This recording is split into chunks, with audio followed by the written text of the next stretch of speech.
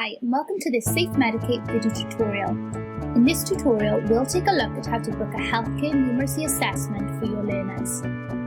Okay, let's jump straight in and open the Assessment Manager. Hovering your mouse over the Assessment Manager menu opens a sub-menu. Select the first option, Book Assessment. So the first option to choose from is which type of assessment we want to schedule. So for this example, I'm going to choose a Healthcare Numeracy Assessment. Next, set the date on which you want the assessment to run using the calendar tool. Choose a start time by setting the sliders. These work using a 24-hour clock format. I'm going to set 900 hours. This defines the time when the assessment becomes available. Next, use the slider to set the assessment duration. This is the time period in which your learners must complete the assessment once they have started. I'm going to set 2 hours. Assessment availability defines the time that the assessment remains active for once it has become available. For example, if you set this to 8 hours, it means that your students may begin the assessment any time between 900 hours, the start time, to 8 hours later. Irrespective of when a learner starts within this period, they will be limited to the time you set for the duration to actually complete the assessment. Think of availability as a window of opportunity to start the assessment. Once the availability period has passed, the assessment becomes closed to anyone who has not yet started. Next, choose whether you want this assessment booking to repeat. The default option is never. You can though choose to repeat the assessments daily for set periods of days or weekly for a set period of weeks. Setting an assessment to repeat in this way will replicate the booking daily or weekly. This can be useful, for example, if you are setting a series of formative assessments for a student group. Remember, it is only the assessment booking that is replicated. The questions that the students get will be randomly drawn from our extensive database of healthcare numeracy problems. Each assessment will therefore have a different question set. Our last option for the assessment schedule is to choose whether it is visible to students. If this is checked, students receive notification of the upcoming assessment, date and time when they are logged into their portal. If you want to book assessments in advance and only alert students a little closer to the assessment date, you can leave this unchecked at this stage and choose to make it visible later.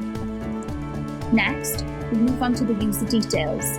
This is where you select the learner group that will do the assessment. Start by choosing the cohort start year. Next, choose the student's cohort. If you only have one intake per year, then this will likely be cohort A. With 2 cohorts a year, the second cohort will usually be coded as B. Last, choose the student group. Once you've selected the start year and cohort, then this list book will show only those groups that are associated with the year cohort combination. You can select a single group if you want this assessment to be available to only a specific group of students. If it is to be available to all students in that year in cohort combination, then choose all groups. Okay, so now we move on to the options for the assessment itself. Start by giving it a title. This is just a name to help you identify it more easily, and this will help differentiate, for example, 2 assessments scheduled for the same day. Next, choose whether this should be a point of entry or a point of registration assessment. A point of entry assessment will comprise problems that are not set within the context of healthcare, though test the numeracy skill domains that are required to work in a healthcare setting. Point of registration assessment will comprise problems that are set within the context of healthcare and are typical of the sort of numeracy problems that your learners will encounter in practice. Now, choose the skill domains that you wish to assess. Note that we have identified 20 core areas of healthcare numeracy that underpin and inform the safe practice of nursing proficiencies and clinical nursing procedures in international equivalents. All 20 skill domains are checked automatically, but you have the ability to uncheck any domains you wish not to assess. Next, choose whether you want an on-screen calculator to be available to your students during the assessment. If you select this option and the students use the calculator, safeMedicate will record the values and operations input by the students. This can be really helpful in identifying students that make mistakes as a result of inappropriate calculator use. Now, choose whether the assessment is formative or summative. Select formative if you want users to receive immediate online feedback on their performance as soon as they complete the assessment. Select summative if you want to withhold the assessment results and feedback until a later date, for example, following an examination board.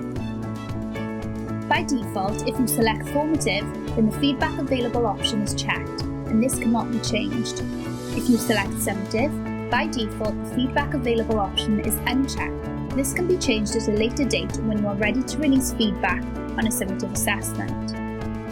Next, choose whether learners should have multiple attempts at the assessment. This option only becomes available when you have set the assessment as formative. By default, the option is unchecked. If you want to allow multiple attempts, then check the box and enter a value for the number of attempts. Last of all, choose a password for the assessment. This password will be told to the chosen group prior to them commencing the assessment and ensures access to the assessment is limited to that particular group. When all done, click the Submit button to save your assessment booking. You'll receive a confirmation message that the assessment has been added to the system. Thank you for taking the time to watch this tutorial. We hope you found this helpful. Please check out our other video tutorials in the series that will step you through the key functions and features of safeMedicate.